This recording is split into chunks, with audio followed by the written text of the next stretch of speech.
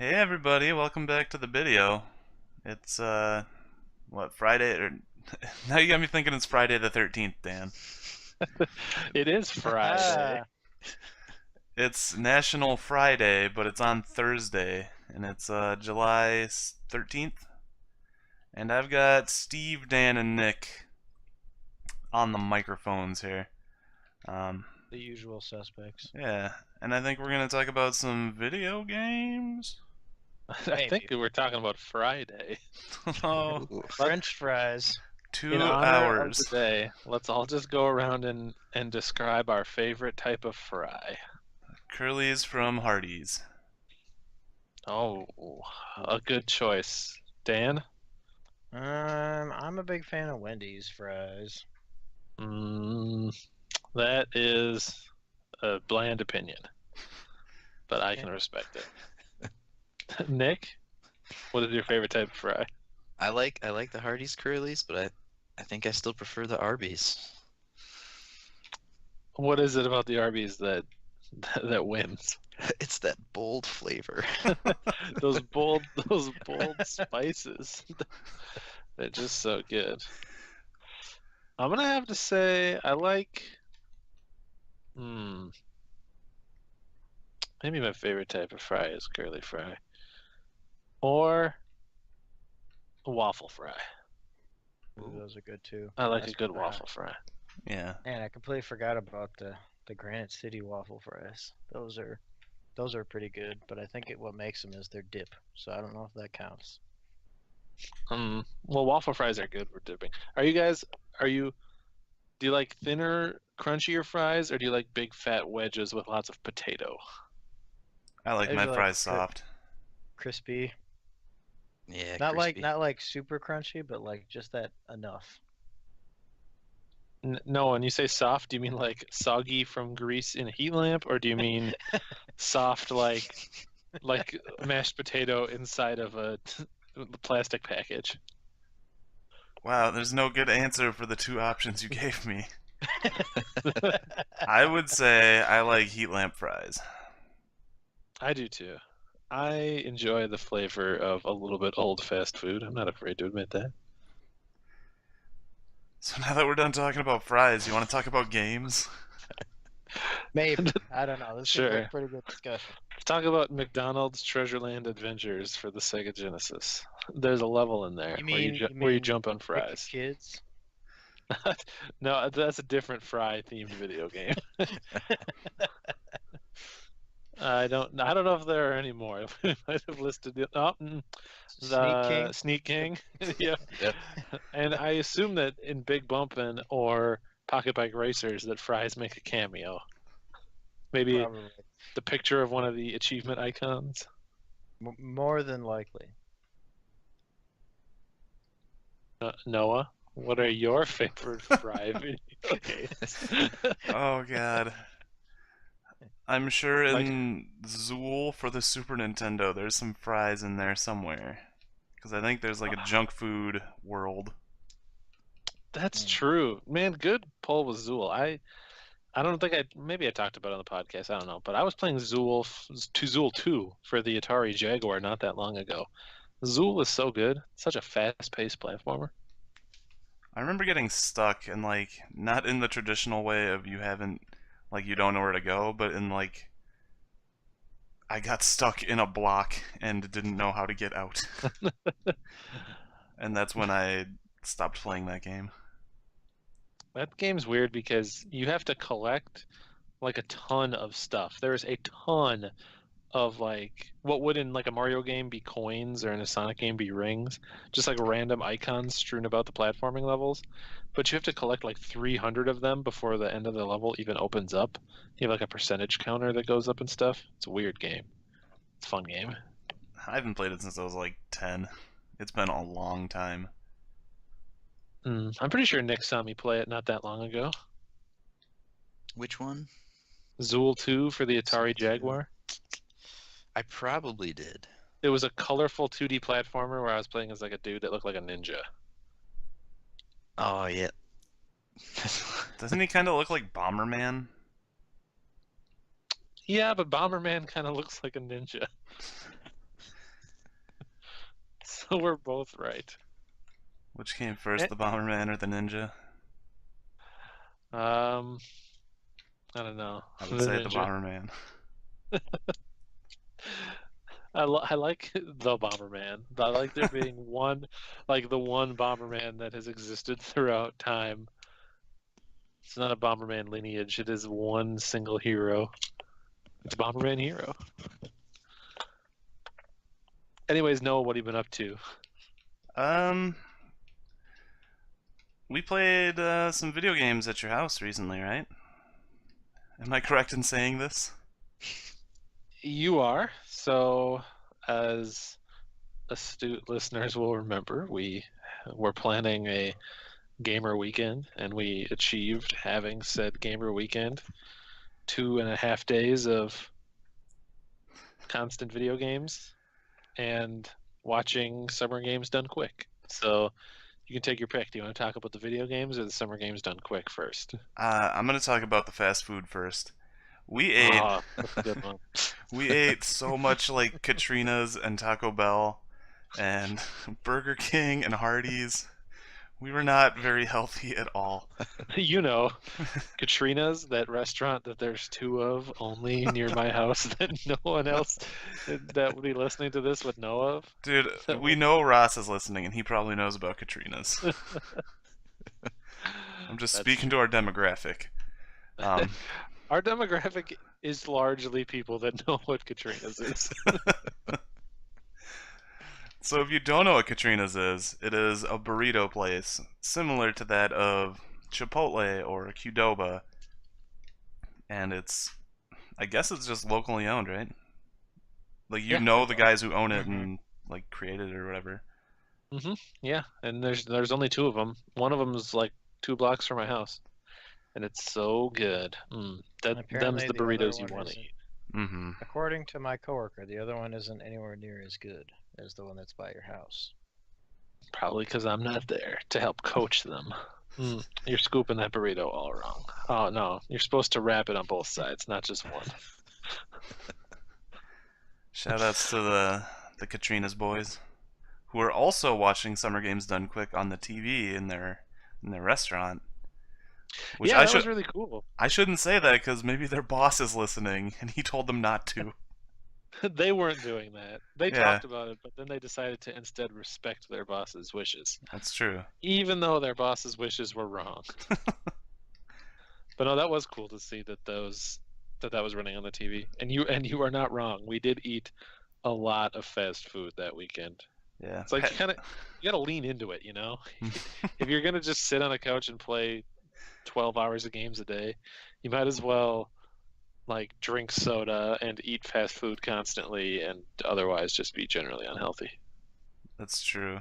And then Pat came over yesterday, and we went and ate like like the most hole in the wall, like there are kids running around in the back Mexican restaurant with like 4 tables in like the small area that they had, and that was delicious. And I felt really bad because I'm just gonna get much fatter than I already am. Nice. Not to stray too far off topic, but he visited you on a Wednesday? Yeah, I know. It was kind of weird. I think they were having like a grill out Yeah, yesterday, they certainly were. I was there. and he came down to get me, but I learned as he was coming down that I might have to work the next day, so it would be really hard for him to do that. Oh, So we just hung out for like 4 hours, and we that's the way played. to- I played Final Fantasy 14, which I'm sure we're gonna get into later, because this is the Final Fantasy 14 cast, and I had him create a character in Xenoverse 2, Dragon Ball Xenoverse 2. And that was a lot of fun. But Summer Games Done Quick, right? Yeah, so I know you and I watched it. Before we dig into any thoughts on it, I should ask if Dan and Nick watched any. Very little. Yeah, I just watched what we saw when I was at your house. There are some really good runs though that I enjoyed when I was there. I watched the Metroid Prime speedrun, the Half-Life 2 run, and that was about it. There were others on my second monitor running quite a bit, but I wasn't paying in close enough attention to all of them all the time. I think you saw a little bit of Doom, right? Yeah, I did because we were talking about it. Yeah, that's right. Mm-hmm. Some of the Doom one where they were flying around. That was pretty funny. So yeah, Well, what's up? I suppose it's worth mentioning that for anyone that doesn't know, that Summer Games Done Quick is a speedrunning charity marathon where people are speedrunning through games as fast as possible. Dude, this is a really cool event. They raised like what was it, 1.75 million this year, Mm-hmm. which I think is the most that they've ever had. Am I right in saying this? Do you know? I don't know if it beat their all-time total. It beat the total for the summer event that they do. So they run two events. They run Summer Games Done Quick, and then in January they run Awesome Games Done Quick. They're both a week-long marathon of speedruns. They function basically the same. Awesome Games has a little bit more popular games usually, like more of your Ocarina of Times and your Mario 64s, even though that one was in Summer Games Done Quick. Um, and Awesome Games usually raises a little bit more because, well, one, the games are a little bit more popular, so I think a little bit more people watch. And also, I guess that it's like since it's near Christmas or right after the holidays, that people are like trying to be generous. And it's right after the New Year, so like people make their New Year's resolution. I'm gonna donate to a good cause, and then a week later, there's a marathon where they can donate to a good cause and watch video games. So, but yeah, whenever it comes on, it's like an event at my house. It runs constantly on the TV all week. It's very difficult to get me to leave the house. I just like to veg out and watch it because it's so impressive to watch how fast they can beat some of these games. Yep, that's true. And the goofy methods that they use for some of them. Like Hmm. the Half-Life 2 one. Like I've watched that speedrun many times now. But every time I watch it, it always makes me laugh, and I love watching it because of the goofy way they get to the game. Like they do this sideways or reverse hopping thing so the game doesn't cap their speed, and they just start accelerating to insane levels, and then they eventually turn around and launch themselves off of a slope and go flying through the level, and sometimes they'll crater. And that's probably one of the best parts is just watching them fly through there and just bam, they're just dead.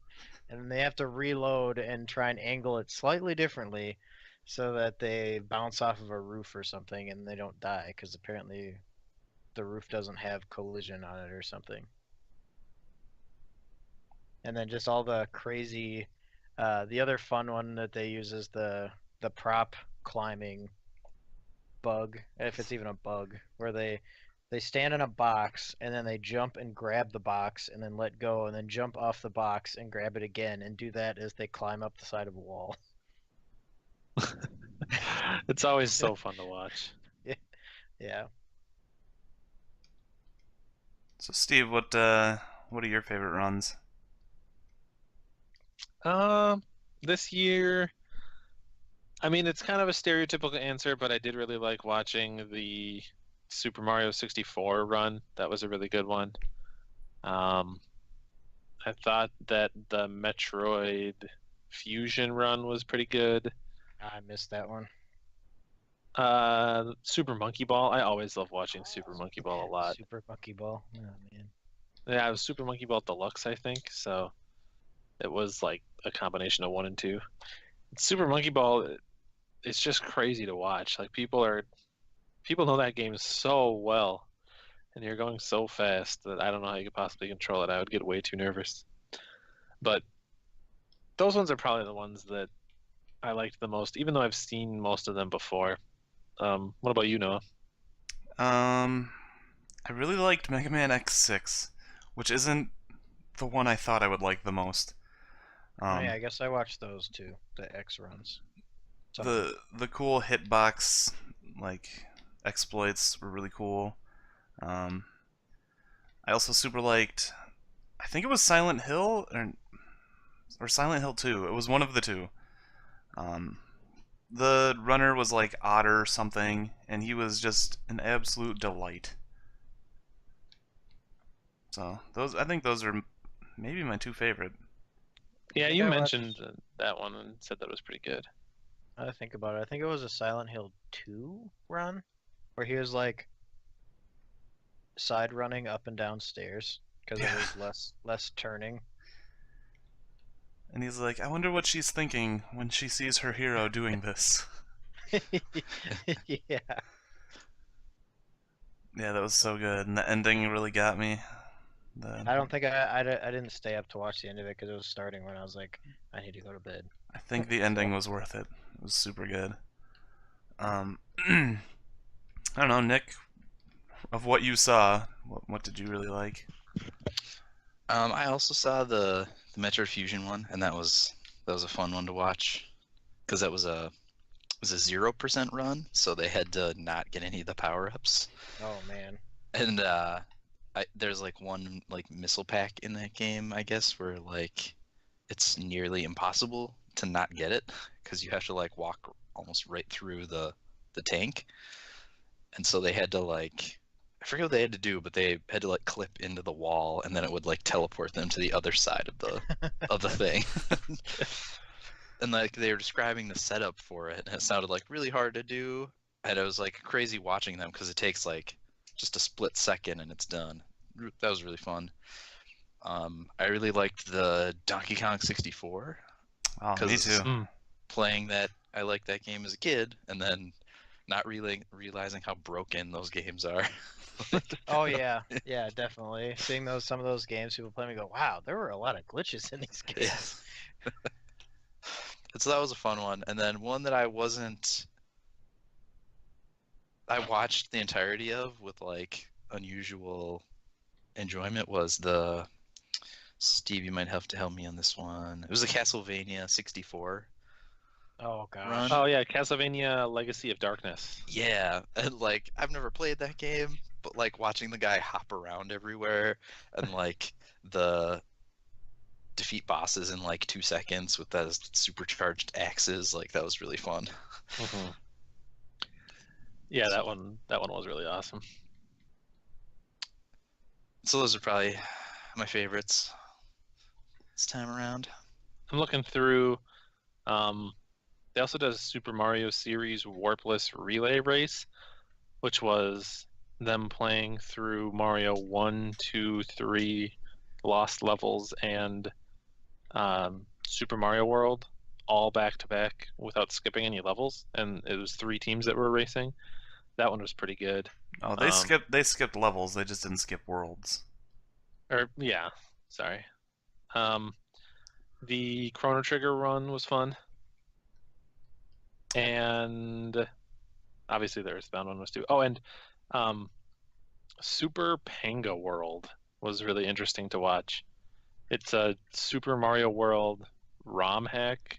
I think it's one of like the Kaizo Mario World ROM hacks, so it's one of the like ridiculously hard Super Mario World hacks that you see like YouTube videos of labeled hardest level in the world. And there's a guy speedrunning through that, and it was just like a series of back to back to back insanely hard levels, and he was really, really good at it, and it had like good couch commentary and stuff. Everyone was really like happy and into it. It was just an enjoyable watch.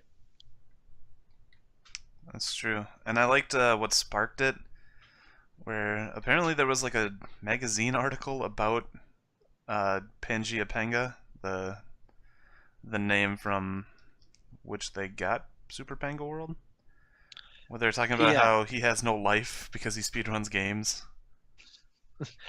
Yeah, this guy who speedruns and plays these hard Kaizo Mario levels. It's like the Wall Street Journal or something like that wrote an article that said literally like, don't you wish you had enough free time to sit around and play video games all day like this loser? And so as like a retaliation to that, they made like a ROM hack that references a bunch of the stuff from that article and about that guy and then played through that and beat it. The journey of Mario is described as Panga going out and getting revenge. Yep. Uh, That was really good. I forgot about that one. It was it was unexpected because those are usually like, yeah, that's okay to watch, but it was really, really good. That's Anything about else? I think that's all the good ones. But the big question is, as we were watching it, as happens every time, you and I both decide, oh man, I definitely got to go learn to speedrun a video game. It's true. 'Cause we've done some amateur speedrunning in the past. I guess all speedrunning is amateur. So the question is, Noah, did you start to learn a game to speedrun? I did. And if you're watching this on YouTube, you'll know which one it is. 'Cause that's Would what that I'm doing right be now. youtube.com/Nornsy? It would be if I had like 1,000 subscribers or whatever. It's like 3,000 views or something before you can actually get a custom URL. So Oh, I so can't it's be. youtube.com and then in the search bar, Nornsy. You can't even do that because there's this band that came out like a year ago or something called Norns, so you can't find me. Hang on. Put it in quotation marks. Let's see. See if he's right. He is right. Let's see. Nornsy speedrun? Does that work? It probably doesn't. No, still no. Nornsy speedrun Mega Man. Let's try that. Nope. There's no way to find you on YouTube. That's like an issue I have with YouTube is like it's hard to actually like people can't find you because you haven't made the things, so you like it's an endless cycle. Like you can't get the viewers because you're not easily accessible, and you can't be easily accessible until you have enough views. That is a little bit messed up, actually. Bit of a dilemma. You can't get it without the experience, but you can't get the experience without it. Mm-hmm. So that kind of sucks. But it's fine. As long as my friends see it, I'm happy.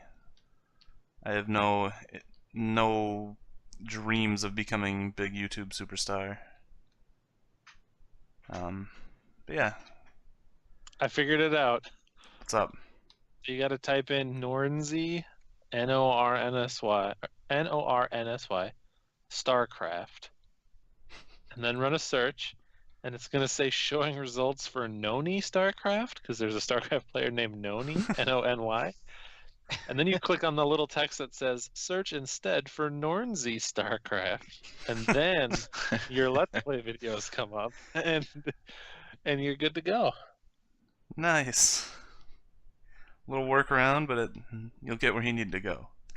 Beautiful. But anyways, what video game did you learn to speedrun? I have not learned the whole thing. I'll let you know that right now. I have learned up to Palace 1 and a bit of Palace 1. I'm still not good enough to like keep my beam through it, but it's Zelda II. That's what I'm learning. Wow. Yeah. Do you anticipate that you'll stick with it? Probably not, but I don't mind doing it. Like, in between queues of Final Fantasy XIV dungeons, I know we're gonna talk about it later. I used to just run around in World of Warcraft, but now I bring my computer out and I just emulate it for now. And I do runs and I practice strats. Some of them are too hard for me, but thankfully, like, the safe strats are only like half a second slower. So that's really cool. That's really nice. I look forward to seeing the finished product. If there is one. I hope you get it down enough to where you want to stream some attempts of running it and I can watch the stream. Oh yeah. I would like to do that. So right now I'm just emulating with like a 360 controller, and the 360 controller doesn't have the best D-pad. It's not the worst, but it's not the best. So I ordered a USB NES controller so that I could, with any luck, it'll feel really nice because some of the directional inputs in this game are a little more complicated than I'd like them to be, or they feel off, you know. I really don't like the Xbox 360 D-pad. One of the worst. Mm-hmm. So I yeah, can't comment. Haven't used one. Well, don't. I'll take your word for it. dude, I don't want to be really negative on the 360 controller, so I will say it's a pretty comfortable controller outside the D-pad issues. Oh yeah, it's like amazing otherwise. It's so good. Steve, what did you learn to speedrun? Because we did the pact where we're like, yes, we will both speedrun video games and become big name runners, and SGDQ will go to it and we'll run games. So I hope it's I- McKids. I wish I don't own my kids. I should get my kids. You should. Sounds like you should speedrun my kids. I don't even have an NES. It's the only you have a Retron. No, I don't. You will. Probably. That's spoilers. No, I decided that I wanted to learn to speedrun Klonoa for the PS1, but I didn't actually start learning it. I found a speedrun and I watched it, and there aren't really any major like glitches or tricks that you need to learn. It's mostly just like good tight execution and boss fights. But I watched all the way through like the top 2 speed runs to get an idea for it, and there was an SGDQ run with some commentary. And it seems like it's a pretty doable game, and it's like the perfect length. If you have a good speed run, it'll be right around like 50 to 55 minutes long. So long enough to do a That's run not of, bad. but not so long that you're like dying. And if you ever want to do the 100% category of that same game, the run is only like 100. It's only like an hour and 15 minutes. So it's like barely any longer because the levels are so compact that you can get everything or get the bare minimum in almost the same amount of time. So that'll be fun. I'm looking forward to that. Unfortunately, I haven't had a chance to learn any of the game myself yet because I've been playing other stuff, but I do still plan on doing that in the future. Neat. Did you actually really settle on it, or you still have doubts? No, I'm pretty sure that that's the one that I want to do. It hits a lot of the criteria I had in my mind for a game that I want to speedrun. So I think it'll be good. I plan on starting to learn it soon. Is that one you've beaten before, or are you also going to be beating it for the first time too? No, I've beaten it before. Okay. Beaten it once before. It helps that the game has incredible music too, so you get to listen to good music. I would like to put on like a little baby version of a GDQ where like we have some friends and they all learn to speedrun a game or something. And we kind of just watch each other do it. Like a little amateur friends only marathon. Yeah. That'd be fun. You should put something like that together. I would speedrun a game. I hope so. You already have Antichamber and Super Meat Boy under your belt. That's true. And it was funny because when I was thinking of Klonoa, I was like, the problem is that Klonoa is like one of my all-time favorites. Do I really want to learn to speedrun it? Will that ruin some of the magic? And I was like, well, I already learned how to speedrun Super Meat Boy, and that's also one of my all-time favorites. So clearly that logic does not apply. I think it'll still be good to learn. It'll still be fun. Honestly, man, I have the exact opposite opinion. I feel like it being your favorite game, speedrunning it will be better. Because speedrunning a game is fun, and you're already playing your favorite game, so it just makes your favorite game more fun. In my opinion, anyway. It does in some ways, but also like if you learn to speedrun it, you can never go back 5 years later and have like like a almost near first time playthrough where you're like, oh, I loved this game, but I don't remember that much of it. Because you'll be like, I know every in and out of this game so well that there's no mystery left. I guess. But with like Mega Man X, I already know where everything is. I know how to get everything. I may as well just do it fast. Yeah, that's true. I guess it doesn't really matter.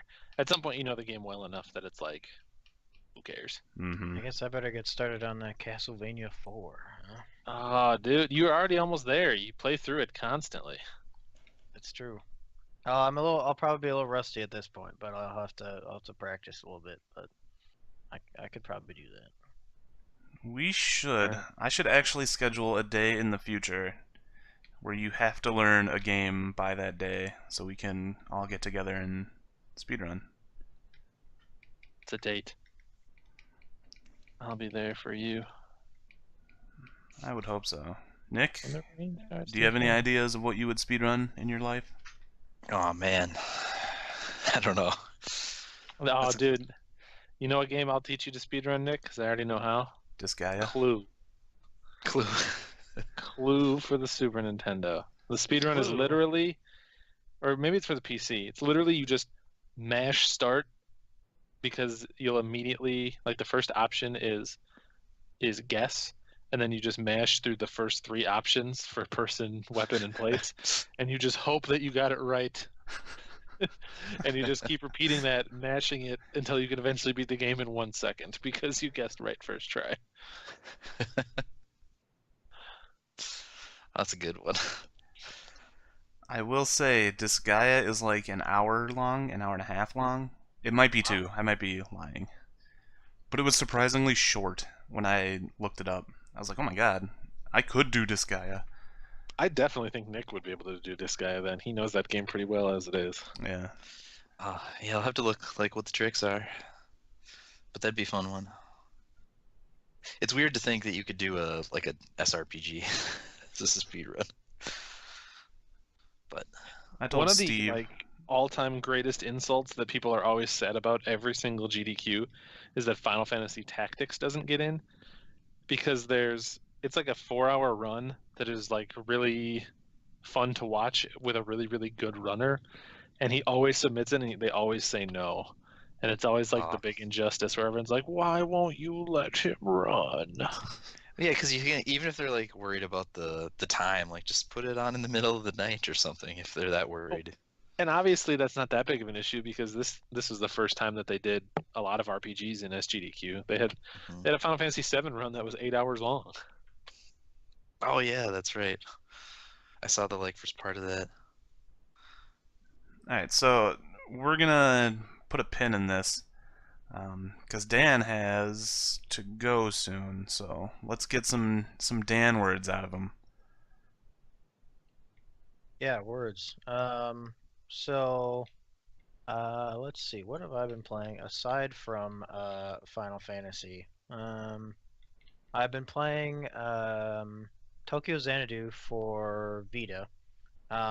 Made by the same folks who made Trails of Cold Steel. Lots of similarities to that as far as um, like character designs and sounds and stuff, but the gameplay is a bit different. It's all um, like action stuff, and it is actually pretty smooth as far as like all the combat goes. So I'm pretty impressed with it. I'm not super far into it right now, um, since I'm just like in chapter 3, I think.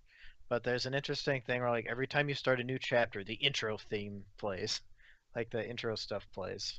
I'm not quite sure what that's all about, but That's cool though. Is it yeah, is it a dungeon crawler or is it like a traditional turn-based RPG? it's not turn-based at all. Oh, It's really? like you have your think like your persona, like or well, like Trails of Cold Steel. It has the here's your like daily life stuff, and then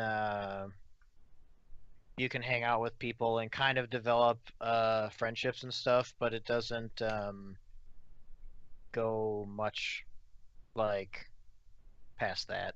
Like it unlocks some stories, like some minor story stuff.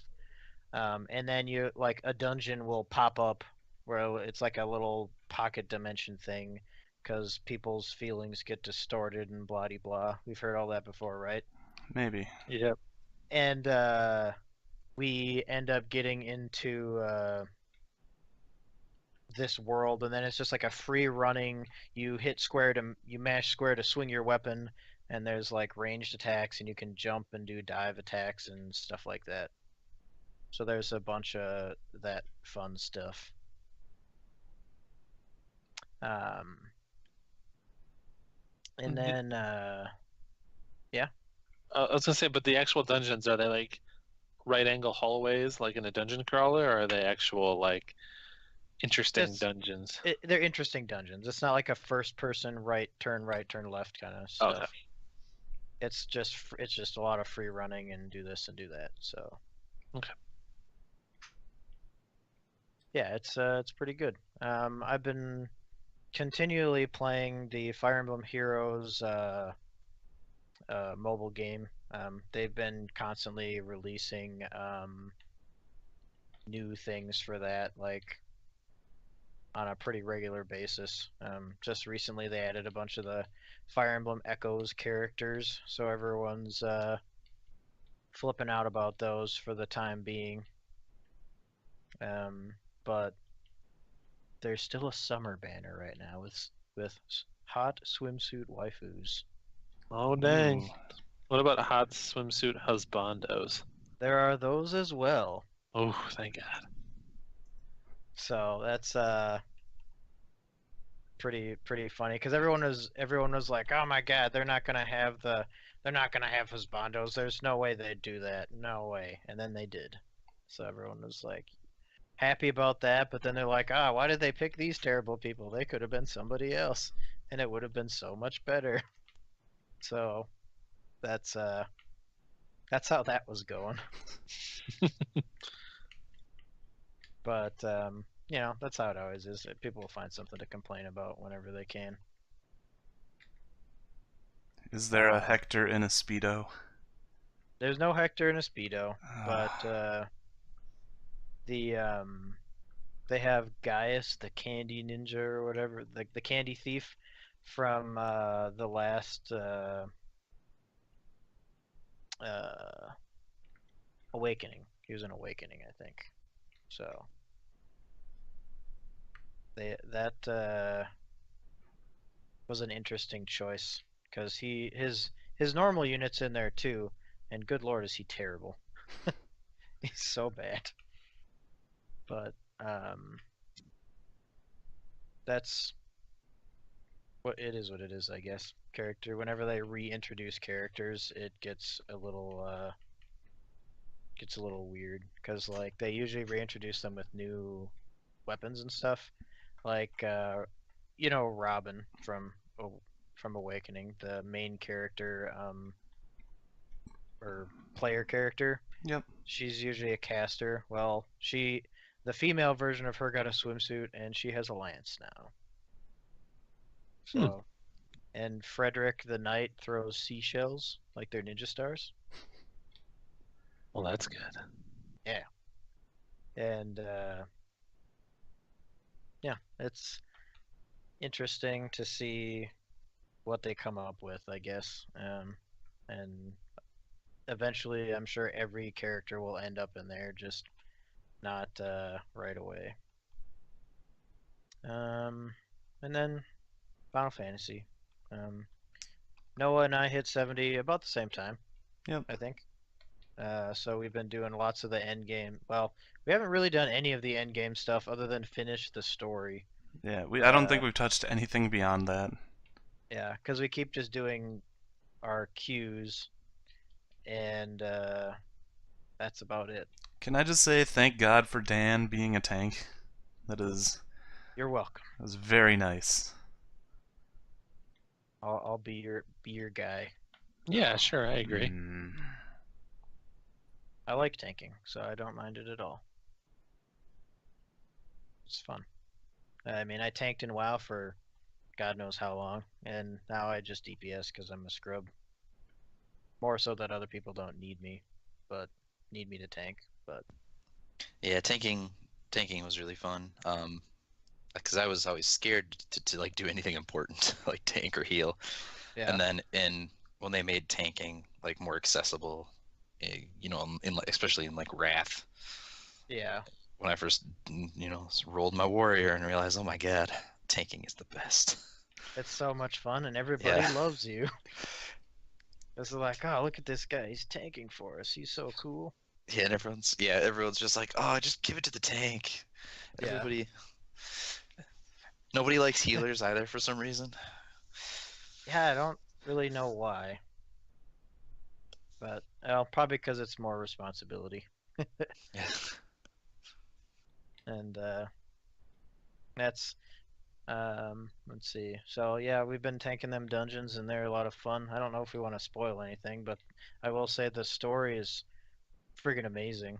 Um, of Stormblood so far, I've really enjoyed it. Um, and then I also like the final dungeons have been a blast. Um, the themes for the dungeons have been really good, I think. Yeah. And then like the overall just like music of the expansion is great. The primals were really good. One of them was a little weird, but she I'm interested to see how that'll go when we do her on Extreme. Dude, I can't wait. That was That I think that was my favorite fight of the game. her fight or the last one we did? Her fight. The other one was really good, Okay. but I liked hers. Yeah, that final one was like, holy crap, this is a lot. This is really cool. I liked the gimmicky bit with when during the phase transition. Like it's super minor, but it was kind of fun that they put that in there. Mm, yeah. I like they had that for a trial too, right? Are we talking about the same thing? We're talking about the trial. Um, I was wondering if you were talking about the thing you do in the last fight. Oh, That's similar to the thing you do in the first trial. If you're um, a tank. yeah, I haven't done the first. I didn't do the first trial as the main tank, I guess. Okay.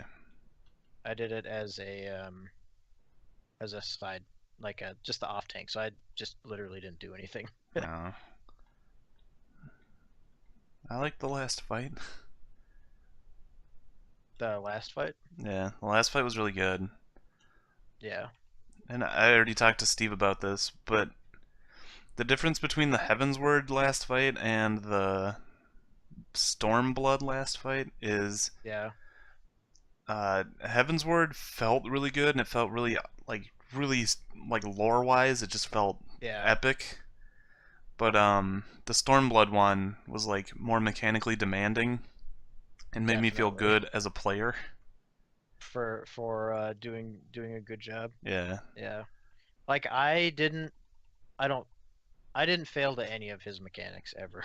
I mean, they're pretty easy. Mhm. And as a tank, I really like the Dark Knight ability, like the final one, where it lets you like do what was it? It gives me a shield equal to 20% of my health for 5 seconds. And if the shield breaks, then you have to, or then it gives you 50 of your like energy or whatever. Um, and the energy is then used to do more attacks or like my mana return buff. It can boost that, like the duration of that, or what was the final thing? Oh, it was just an AOE attack, I guess. It was an AOE attack and a single target attack. Um, so that was pretty interesting. Um, but it's not on a very long cooldown. Like you would think a tank. Like it sounds like a really strong defensive, right? So you'd think it'd be on a long cooldown, but it's only 15 seconds, and it can. So effectively, it's only a 10-second cooldown because then you can, cast it again. So it's pretty good, I think. Dude, I think they added some really cool end game stuff to tanks. Because I think Paladin, you make a cone behind you where everyone takes 80% less damage, I I've or seen them using 20%. that just randomly. It looks really nice too. Yeah, it looks fancy. Yeah, that's my opinions on that. I've been working on that and the freaking anime quest. I'm sure you have as well. Pretty sure you have anyway. I I stopped. Are you talking about the? Yeah, you're talking about the The second weapon, relic. Yeah.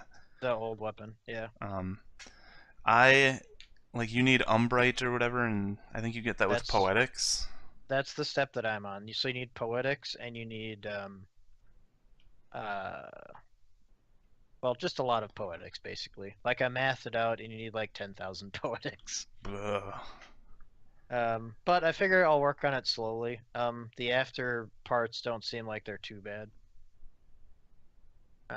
So that's should be easy enough to do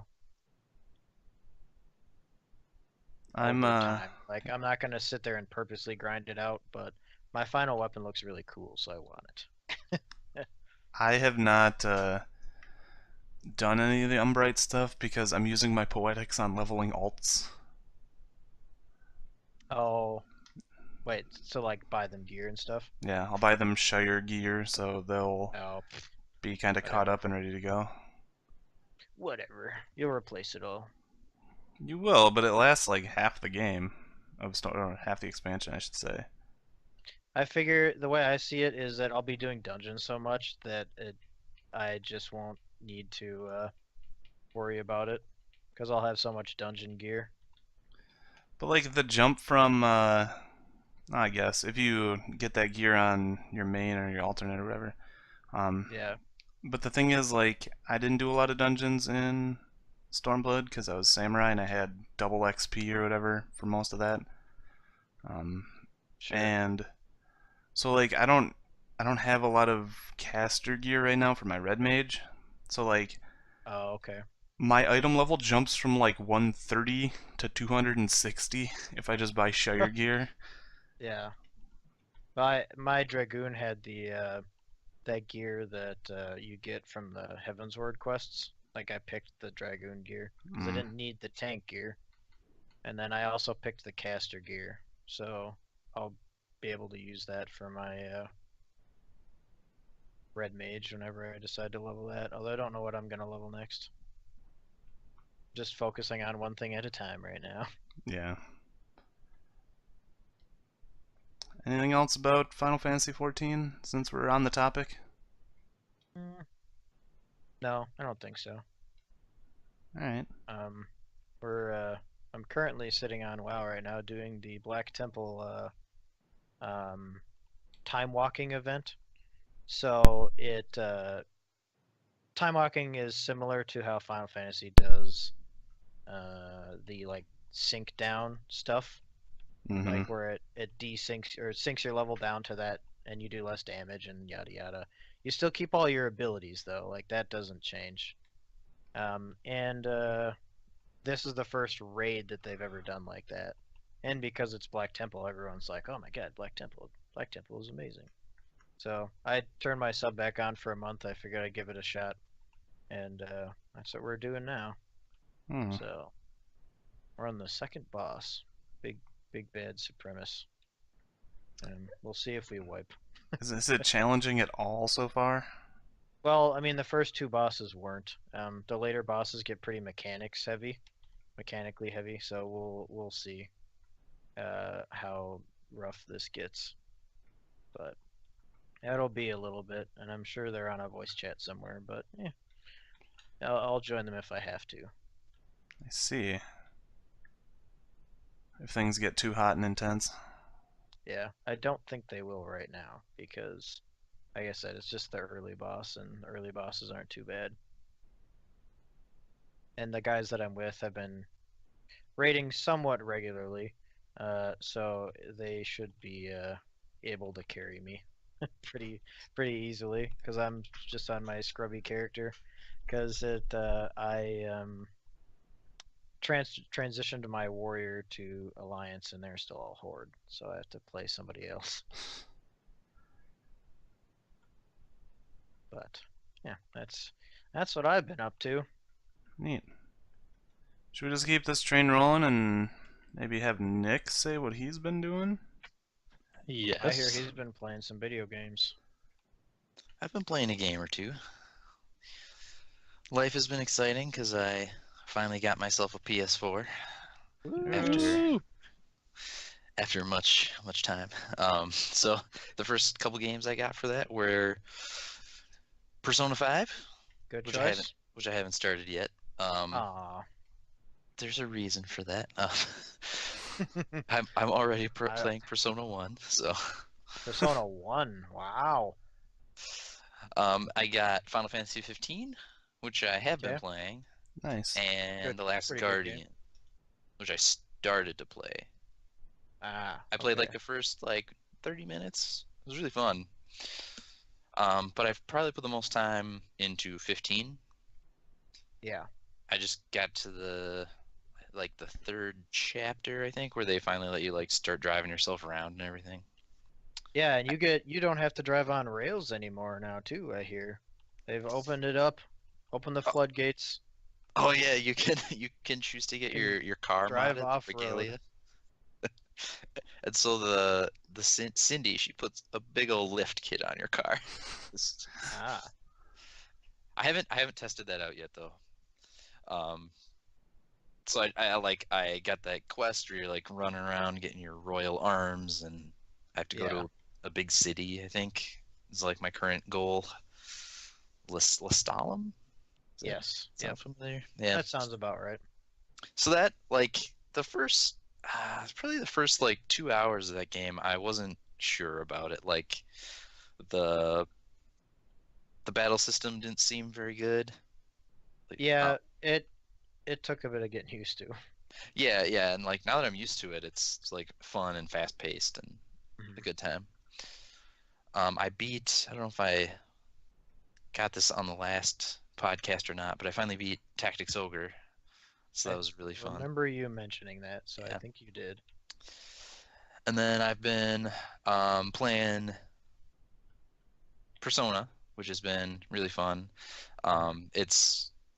It's got some silly enemies, which is there's a toilet that has a hand that'll pop out and throw a goo ball at you.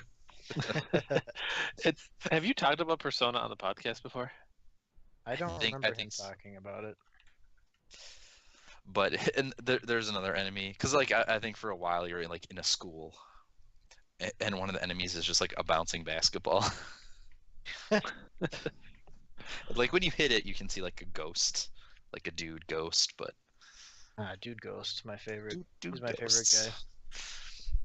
guy. But that has been really fun. It's just your standard RPG. From what I hear, I haven't played a lot of the Shin Megami games. I played Devil Survivor, and it Yeah. feels a lot more like that game than it does with Persona 3 and up, where it has some dating sim stuff and hmm social links. So I've been playing that. I'm not quite sure how far I am. It's kind of hard to gauge, but what else? Oh, and I've been playing Yoshi's Woolly World, kind of slowly playing through the levels on that. I'm only in World 2, but that's been really cute and fun. And I think that might be a fun game to try to get 100%. I don't feel like it'll be too hard to do. Go for it, man. I still need to co-op that game with Mr. Joe Wade. Oh, that'd be fun. You should invite me over so I can watch you guys do it and play Persona. Maybe we can just try-op it, and 2 players, and every now and again one of the two hands off the controller to the third guy. Yeah. Yeah. Yeah. Otherwise, oh, and then the final thing I've been playing is Baldur's Gate. I hadn't played that for a bit. I picked it up again the other night. Got past where I was stuck on. But That's that always game, such a good feeling. See when it's you get past that. yeah, it's a hard game because like you got to save a lot because you'll maybe run into an area that you're not supposed to be at, and then an ogre mage will kill you like instantly. Oh man, I love when that happens. It's a good time. So like I'm fun to play through that. I'm kind of just doing the story. Like there's a few side quests here and there, but I've tried to do a couple and they've been really hard compared to the storyline quests. So I'm not sure like if you're supposed to do those right away or kind of come back around to things. But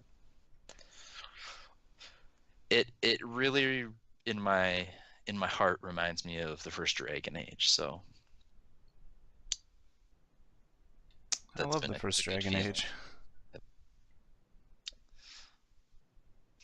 So that's probably it for me. That's a solid list, man. Yeah. That's a pretty good one. You put in the time this time. What about you, Noah? Um, I've been playing Final Fantasy XIV. Oh, I wasn't aware. You should listen to this podcast. It's not out yet. Oh, well, the last 2 episodes have been that too. And probably the next 1 or 2 at least. We should have Spoilers, just done a sorry. Final Fantasy 14 Stormblood quick cast to get it all out of your system. But like once you beat it, there's more stuff to do after that. We wouldn't do the quick cast until true. like 2 months from now. But yeah, I've been playing that. I have something nobody really knows. I have gone back and started playing Horizon Zero Dawn again. Ooh. Yeah. Nice. I started playing. I'm like, oh my god, this is really fun. Why'd I stop? And then I remembered, Breath of the Wild and Persona 5 and all those other happy Yeah. games came Oh out. yeah. That's one of those games that I feel like I need to play before the end of the year. Like when it comes time to start talking like game of the year with everybody, that feels like a game that is going to be relevant in those conversations that I have no insight into at all right now. Dude, it's really good. But I think I've seen the whole world map, and it doesn't seem like it's very big, which might be a drawback. Hmm. Because I barely left the main town of Ice Winterhold, whatever it's called. Yeah. And We left the main town, and then there's that area, and then there's like a whole nother area that looks like it gets pretty darn big. yeah, but I feel like I've seen a lot of that already, and I'm scared. I hope the expansion really expands. Yeah. So I played a bit of that, and it's just fun. It's just pure fun. Mhm. And then I bought and I had Pat play also yesterday the Disney collection on PS4, and I had him play Tailspin. And Oh Tailspin's goodness. interesting. You move to the right, and then sometimes when you hit X or cross or whatever you want to call it, your your plane will flip absolutely upside down, and you'll move to the left. So like it looks really silly, like that's how they did movement. Um, but it lets you Yeah. go back and collect your treasures or whatever. And another thing the Disney Collection offers is a rewind button. So Pat beat the first level without dying because he would rewind every time he took a damage. Which is, to me, pretty silly, and you didn't. Well, I guess it is hard enough where maybe you would want that rewind button just to get through the game. Because I didn't even beat the first level. It was way too hard for me. Yeah. I'm barely even a gamer. True. Uh, you shouldn't talk because when I went to your house, I played the original Star Ocean. Um, that my brother gave me the cartridge for my birthday, but it was a fan translation cartridge, so it was all in English. Where that game did not come over to America. I don't even know if it went to Europe or anything. And I played it for like a few hours, and then I didn't know how to save because I'm stupid. Because the world map, like you know in RPGs you can save on the world map, but the world map was like very small because it's just the beginning of the game, and you don't stay there very long. So I didn't really know it was a world map. I thought it was just like one of the little dungeon areas or whatever. Not like a dungeon, but where you enter a forest for like 10 minutes of a game and you can't save until you find a save point. And so I didn't save and I died and I had to watch the opening like 3 times over. And then I learned how to save, so I saved after about 4 hours of that game. And then I went to sleep on Steve's couch, and I woke up and I turned it on and it was erased. So then I played another 4 or 5 hours of that game and eventually just got really sad and gave up. Which leads me to the next game I played, Samurai Legend Musashi, which blew my mind. It's a game for PS2. It's in the same vein as Brave Fencer Musashi, I believe. It's made by the same developers, but I don't know if it's actually a sequel or if it's just another Musashi game that they made. Um, and you have to collect elemental swords, and each of the maidens protects the swords, and they're being attacked by a monster who wants the sword or something silly like that. But the really cool thing is Musashi is a blue mage, and I didn't know that. So you charge your gauge, and once it's full, like it's a focus gauge, I guess they call it. And once it's full, once you get hit by an ability that you can learn, you hit square, and then it tells you what to do and how to use that ability. And it's very integral to the actual combat because you can. I think there's an ability that lets you do more damage if you use the enemy's move against them. You learn that from your little cat friend dojo master sensei guy. And so that's really cool. And I, as is no surprise to anybody, am a huge Blue Mage fan. I played that in Final Fantasy XI, and that's my favorite job in any Final Fantasy. So yeah. It looked really good. Enemy abilities. I love learning enemy abilities. I am a Mega Man fan through and through. But yeah, I think that's, other than Zelda II, which if you're listening to this podcast or watching it on YouTube, you will know I am playing right now. And yes, I did get Bubble Skip earlier, so there's that. Nice. Steve, I don't need to ask you because I was there to watch, but what did you play? Well, there's some stuff on there that you weren't around to watch. It's been 3 weeks since you recorded a podcast, so there's been a pretty healthy buildup of games. So buckle up. I'm buckled. The first one is probably the one that I'm enjoying the most, and that's Hollow Knight. I had heard some pretty good things about it, and I subscribed to IndieBox, which sends you physical copies of indie games. So I logged into their site and I pulled my Steam code off there, even though the box hadn't shipped to me yet, and started playing it. And it is so good, so good. The like short kind of, I don't know, almost feels dismissive, but the shorthand way to describe the game is like a Metroid game or a Castleroid meets a Souls game, like Dark Souls. So it definitely plays in the Castleroid style of you have a map, you run around finding abilities and things that let you unlock access to new areas.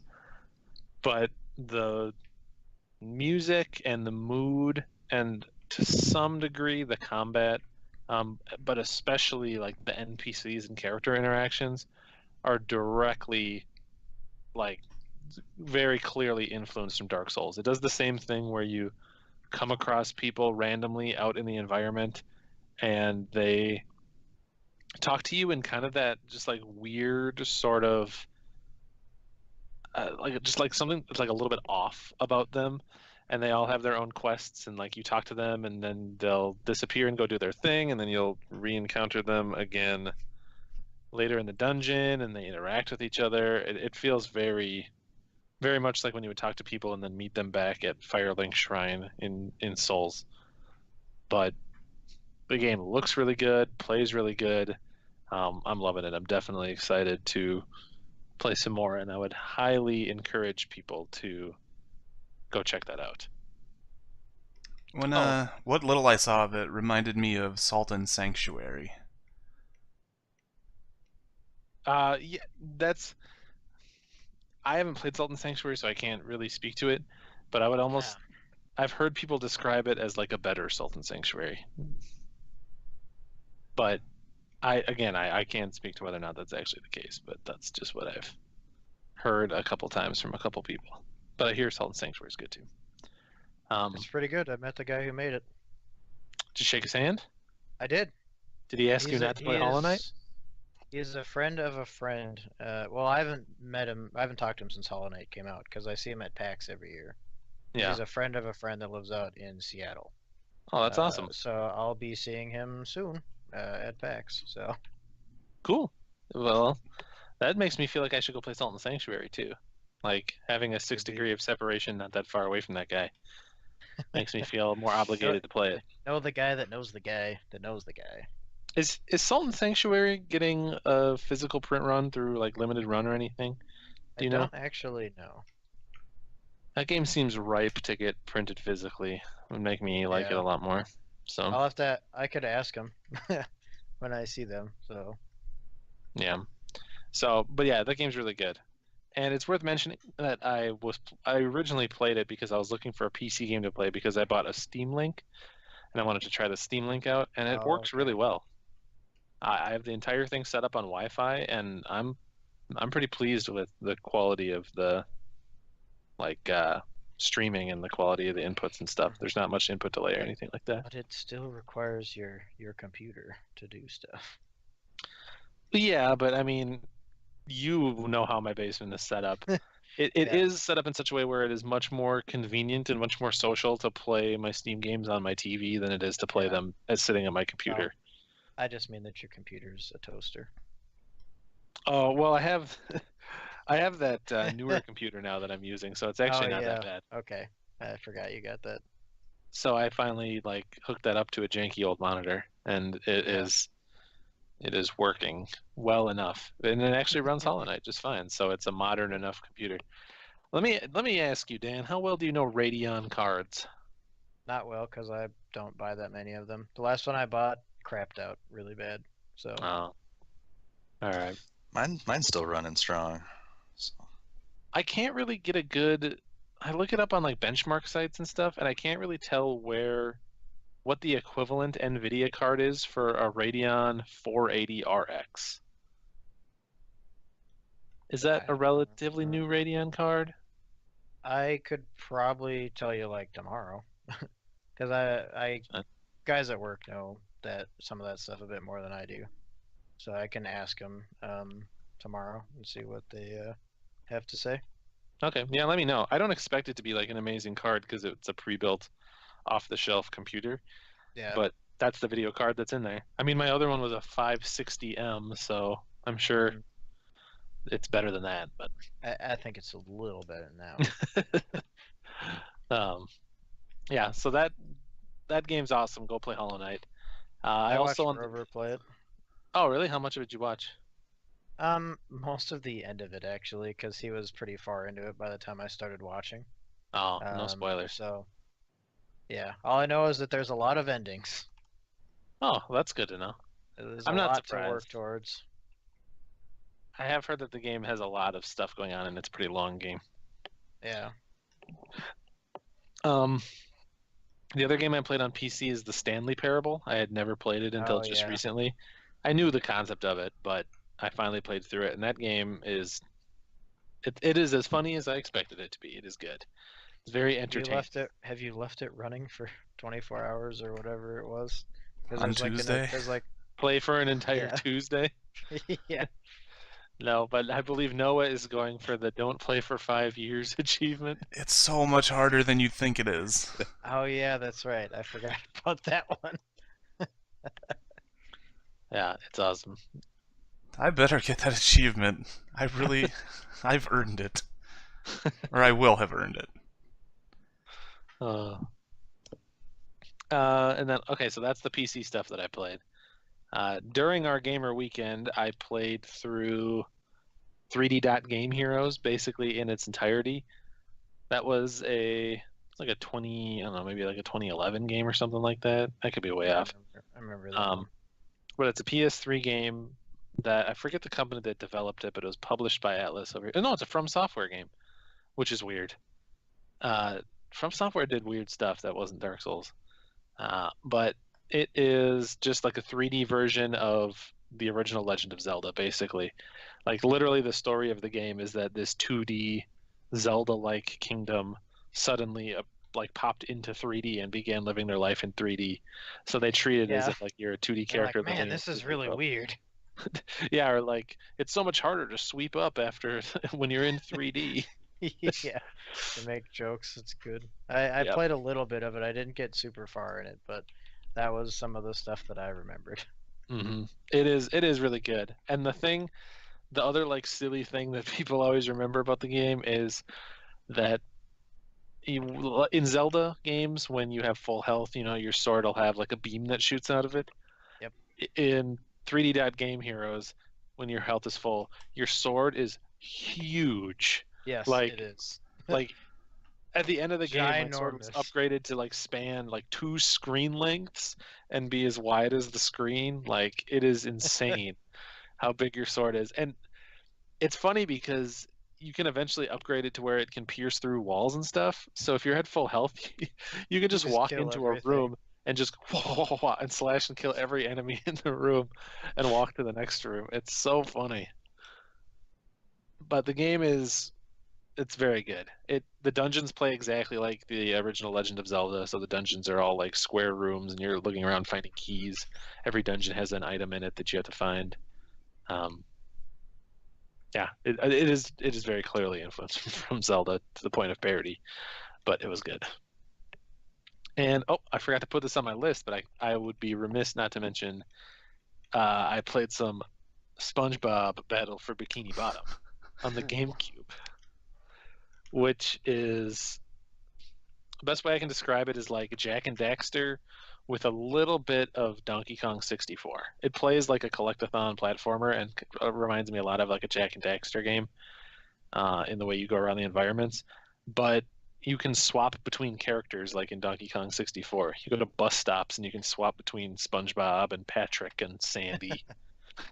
So it is a pretty good game, actually. I had heard it was good, and that's why I picked it up, despite it being a SpongeBob A game. SpongeBob game. But it is pretty legit. I mean, I don't think I'm gonna go back and like play a ton of it, but what I did play, I was like, yeah, it's a pretty good SpongeBob game. I'm into this. So that was the extent of my gamer weekend gameplay. I think, right, Noah? There wasn't anything that I missed. I think so. I think that was it. Okay. So then clean up on all the other games that I played recently. I played on the Vita all the way through Octodad. Nice. I assume most people have heard of Octodad. If not, it's a silly like physics platform game where you're controlling a octopus that is trying to pretend to be a human and do human tasks. He's got a family. He does, and he does want them to find out he's an octopus. The dialogue is pretty funny in that game, and the game is smart in that it ends like right about when you kind of are getting sick of the shtick of the game. You're like, yeah, I've seen these jokes.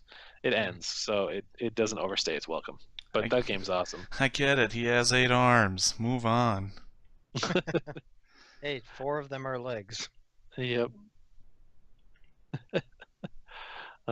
Good game. I played a game on PS4 called Alchemic Jousts. I I saw screenshots of this game and it seemed kind of cool because basically, I don't know how I would describe it. Maybe like the closest modern parallel would be Clash Royale. Did anybody here play that? The the mobile Mm, game? Yeah. No. Surprisingly, Okay. no.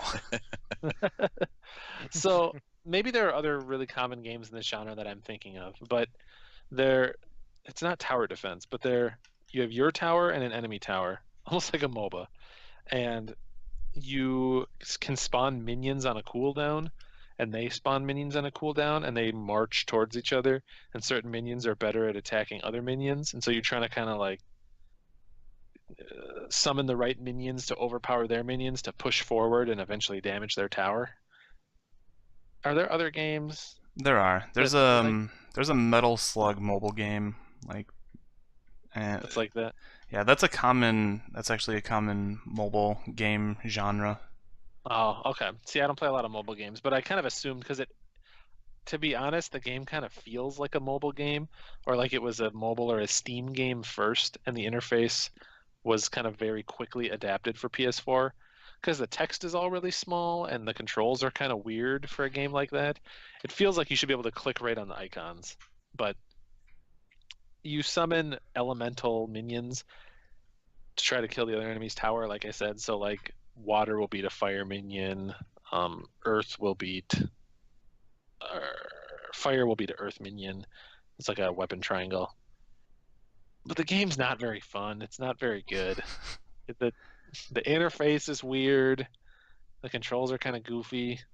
I'm not a fan. So do not recommend Alchemic Jousts. It's really rare for you to say that game was not good or the game was bad. it's true. It it didn't have a lot of redeeming qualities. And I'm not experienced, as was made clear, I'm not experienced in that genre, so I couldn't tell you if it's a good or a bad one. Probably a bad one. But you don't need to buy it for your Sony PlayStation 4. Um, Other games that I played, Clockwork Knight on the Sega Saturn. It's a platforming game where you play as a wind-up clockwork toy guy. It's a very good platforming game. I liked it a lot. I also played Strider Hiryu, I think is how you pronounce it. It's the Japanese version of the 2014 Strider game that came out. Um, so it is also a Castleroid. It also plays just like that, and is really pretty. It reminds me a lot of Shadow Complex, and I don't know. It's a good Strider game. You can slash your sword really fast. It's fun. I enjoyed it. I played the Japanese version because it only came out physically in Japan, and I wanted a physical copy of it. And it was good. But a better game that I played that I'm hoping someone else here has played is Vanquish. Yeah, I played a I little bit have of that. played it, but not very much. Yeah. That game is awesome. It's just like crazy, fast paced, sliding around on your rocket knee boosters action. It's a platinum third person shooter, and I don't know, it's just so over the top. It's so good. I played all the way through it in like 2 sittings because I just like couldn't get enough of it. I I it had suppose been on it's not very long, huh? No, it's like a 6 hour game. And it had been in my backlog for a long time. Like I had looked at it a lot. I think it's one of the better games I've played this year. It's very, very fun.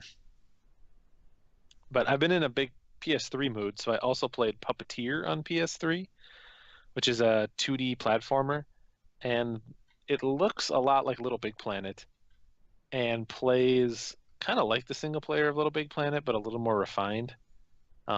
And the kind of core mechanic of the game is that your head can be swapped out because you're just a puppet boy, and so you'll find like a shark head or a sandwich head or whatever it might be, and those heads will let you unlock like bonus areas in the level.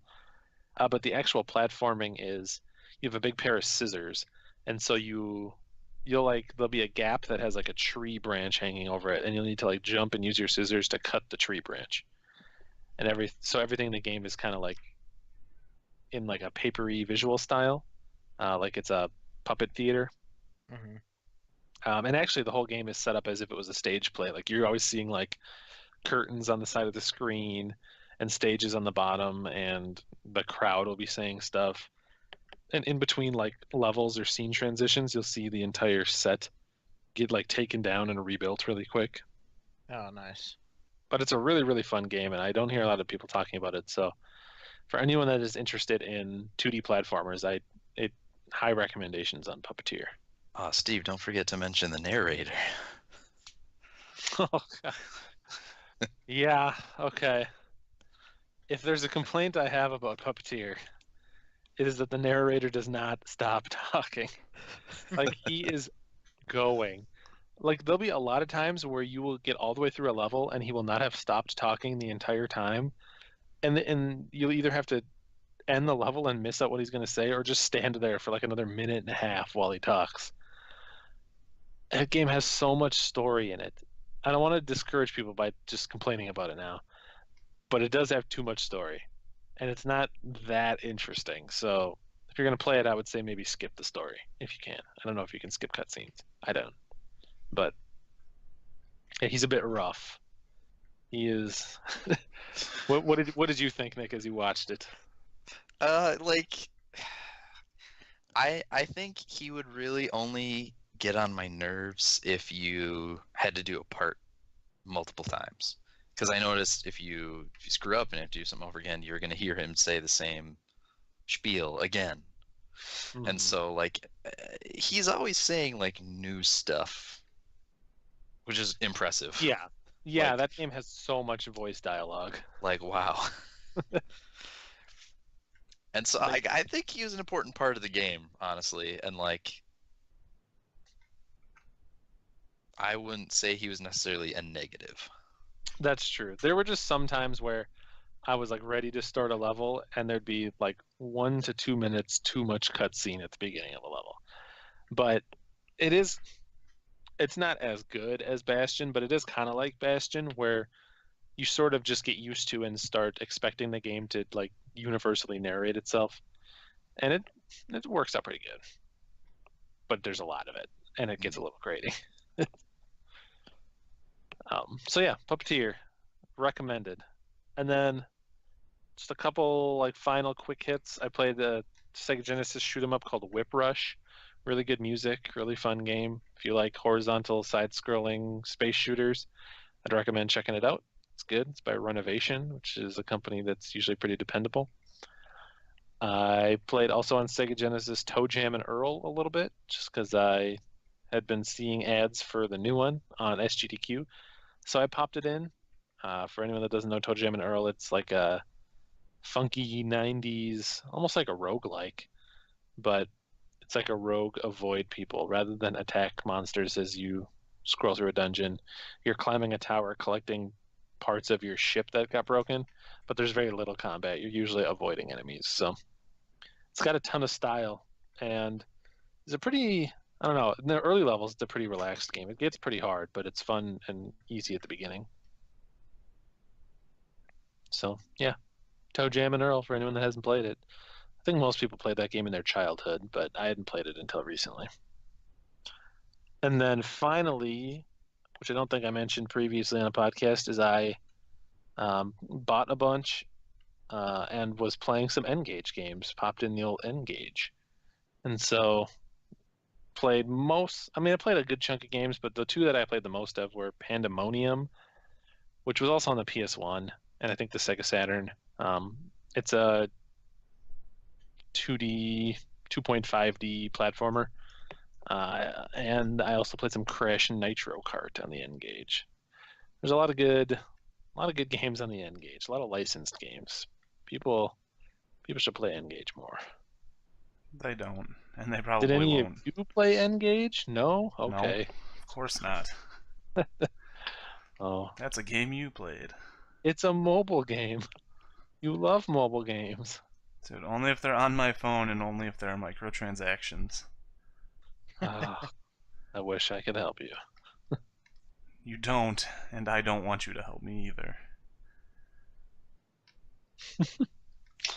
Okay. Thanks, Noah. Alright. But that's it. That's all I played. Yeah, you want to go back to SGDQ stuff? I thought Dan was going to leave, but he doesn't need voice chat to be good at WoW. It's true. Basically, God.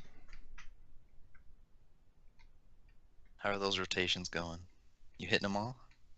Think so. I don't think I fucked anything up too bad. I mean, it's Black Temple. It's super old school, so Who's got who's the highest DPS?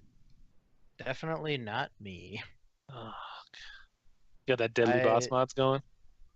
It might be running, but I basically resubbed and was ready to go like 5 seconds before they started.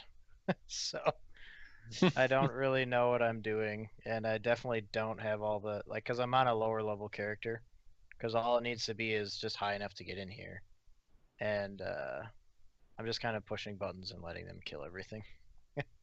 Not doing a whole lot at the moment. So what level do you have to be?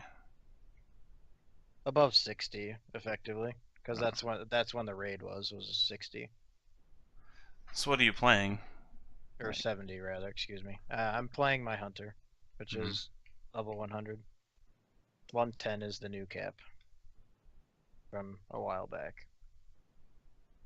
And I'm just pushing buttons because I don't have my like artifact weapon for my hunter, so I don't really know any of the rotations or anything like that. I'm just kind of doing stuff because it seems fun, and I'm letting them kill everything for me, basically.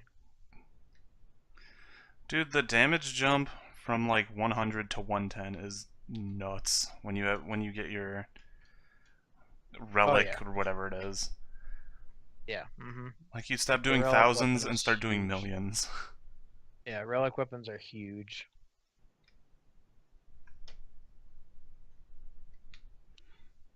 So it's just a lot of, and I haven't touched my hunter in who knows how long either, so that also doesn't really help.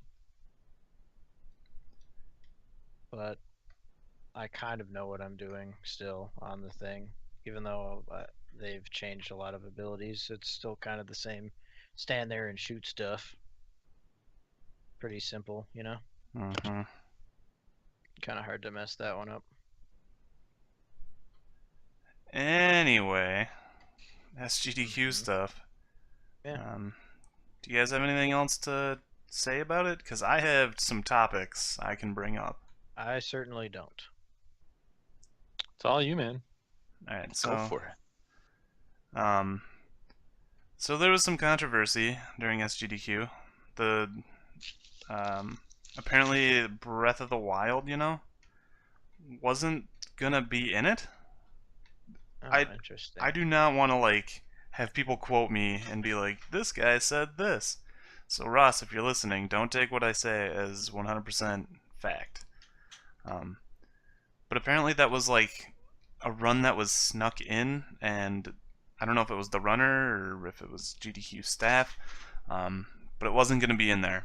And then I think they either made it an incentive or they just put it in or whatever, and people were not really happy about it. Um, and honestly, the run itself went, I would say, pretty well, but I would say not the runner. Um, and I was watching Spike Vegeta a couple days ago, or maybe it was last night when he said this.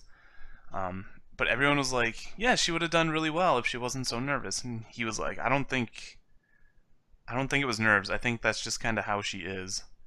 Um, and that's one of those things that makes me think like you're not just picking a run, you're also picking a runner. You're trying to get the best representation of your game. But then again, I think like maybe that could have been from the fact that they went behind people's backs and entered that game in the first place, so maybe they didn't get the best runners. I don't know. All I know is there was a big controversy, everyone on the internet shouting about it, and yeah. There's a lot of negativity about that run. I just assume that it was always planned by the staff because, like, of course you're going to make Breath of the Wild a big incentive right towards the end of the marathon to raise a bunch of money. Yeah, That's what I would assume. oh, apparently not. Um, so yeah, that was that. And they had to like disable comments on YouTube because people were commenting about that and how the runner was transgendered, and it was just a lot of negativity in that regard. Yeah. Um, but overall, I liked the run personally. I just thought she was kind of mumbly and fast talky and a little quiet. I liked it. I thought that, like, I didn't even think that she was that nervous. She just seemed like she was a quiet person. And I thought that she handled it really well. Like, there was a part where, like, something unexpected happened, and she just kind of, like, laughed and was like, "Huh, this is going pretty good," and just kind of kept going and was able to finish up the run and, like, did very well after that. So obviously the nerves wasn't really getting to her. So I had no concerns with it at all. I'm surprised to even hear that people were upset about it. Hmm. Yeah, it might just be more that, like, again, I don't really know the full story, but from what I understand, people went behind the community's back to enter that game. I don't know if they Okay. wanted that specific runner or whatever. So yeah, there was a lot of stuff about that. Um, there was also some concern that Spike Vegeta said "fuck" during one of the runs. Oh my god. This is pretty good. It was during Azure Striker Gunvolt, where he said he was, I think, and they clipped this so that Spike could see it again. It sounded like he was gonna say just focus, don't talk, but he was like just fuck, don't talk. Huh. Yeah, he was unsure himself. Um, but that's it for controversies, I believe. There was I don't remember what run it was, but Dave was telling me about some guy who was like not supposed to be there, or he wasn't allowed. He was banned from doing runs. Bonesaw. Yeah, and so he was like sitting on the couch behind somebody, and he wasn't even supposed to be there. So he was just kind of like awkwardly sitting there doing nothing. Uh, but everybody like knew who he was or something like that. Everyone in the chat was like hashtag free Bonesaw. Yeah, something like that. Yeah, he was supposed to be banned from GDQ events this year, but I was Oh, surprised to okay. see him there. What'd he do? His last run last year, he did not come very well prepared. His run took a long time, and he made Owen Wilson jokes the whole time. Oh, that's right. The Owen Wilson jokes. That's what it He was. never really talked about the run, he just joked the whole time.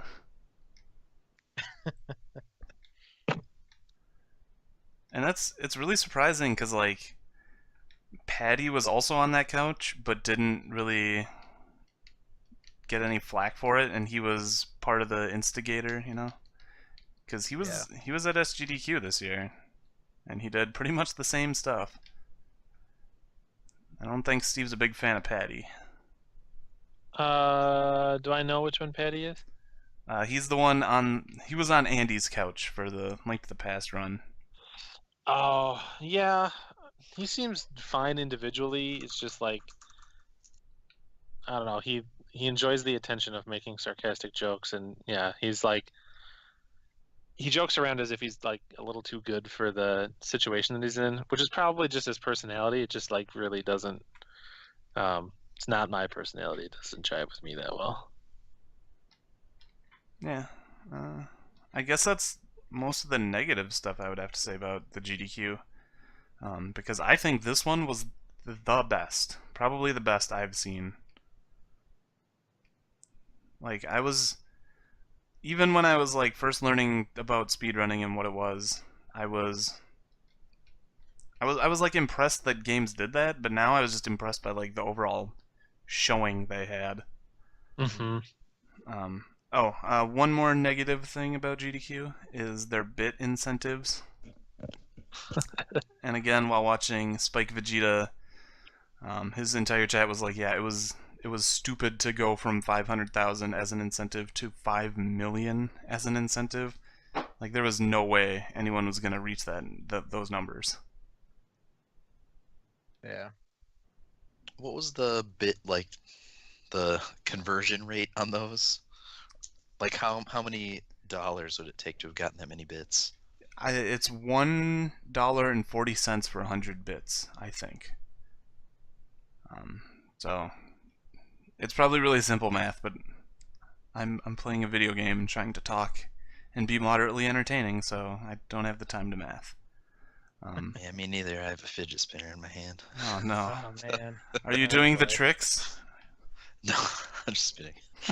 I got it for free from a conference I went to, so I didn't go out and get it. If it makes anyone feel better.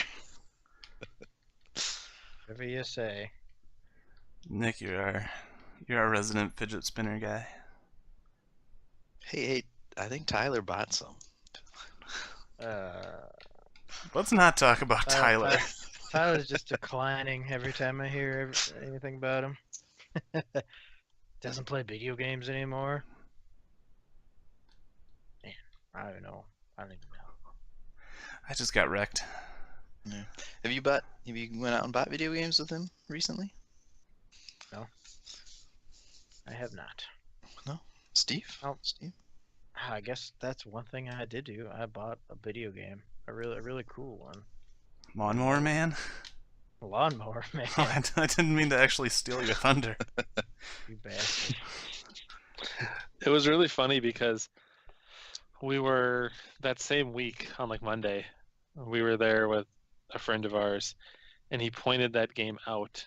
We being me and Tyler, not me and you. And he pointed that game out like, haha, you should buy that game. And I was like, no, it's got a silly cover, but I don't want to buy it. And then a few days later, lo and behold, I get a Snapchat of you having bought it. And I was like, oh, I'm glad that Dan is more dedicated to the memes than I am. Well, it's got a slight amount of history with my group too, because we were up. One thing that happened a lot at my parents' house was we would stay up late and watch the shitty movies that ended up on Sci-Fi, and one of them that ended up coming on was Lawnmower Man, and we had no idea what it was, but it had Pierce Brosnan in it, so we're like, oh, okay, well, I don't know what this is, but let's watch it. And we watched the whole thing, and it was basically a fever dream. Like, we didn't know what the hell was going on. But, so it just stuck with us ever since. And so when I saw that, I'm like, oh, I have to buy this. I have actually played it before, too. Because Are you somebody bragging? downloaded yes, totally. No, somebody downloaded a ROM of it at one point, and we tried it out. It was pretty bad. But Maybe now I have complete in-box factory sealed copy. Be jealous. I won't be. Oh, I'm medium jealous. Good $20.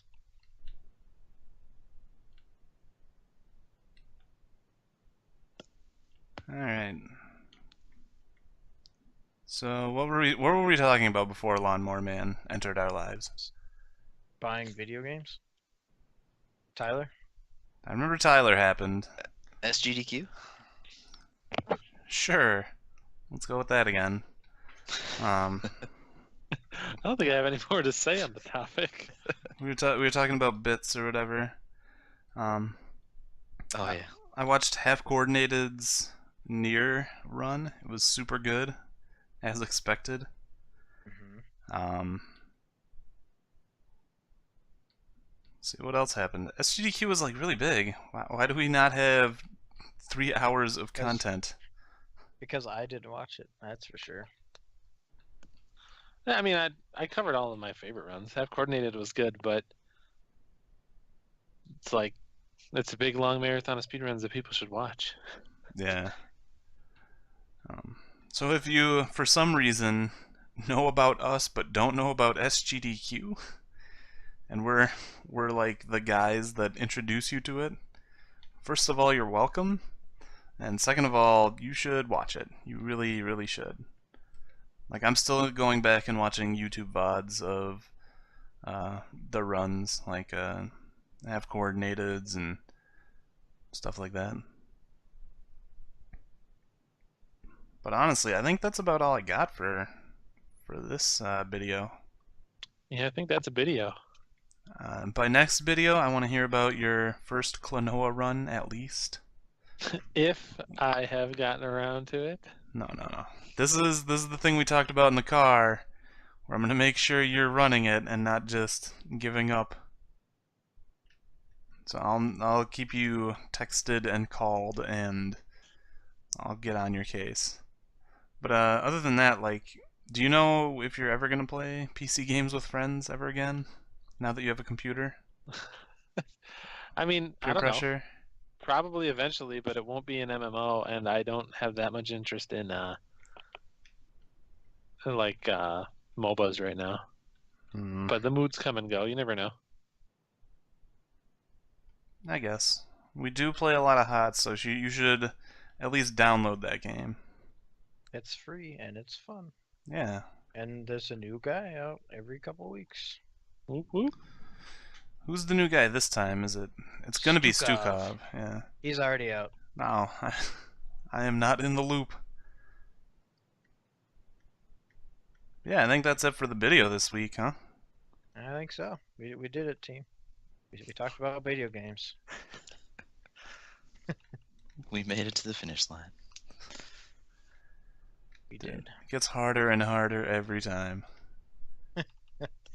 So difficult. Bum, bum, bum. So yeah, thanks for listening, and maybe if you watch this on YouTube, thanks for watching. I surely was not entertaining in terms of gameplay. You saw a lot of Palace 1. Nice. So we'll be up on your YouTube channel?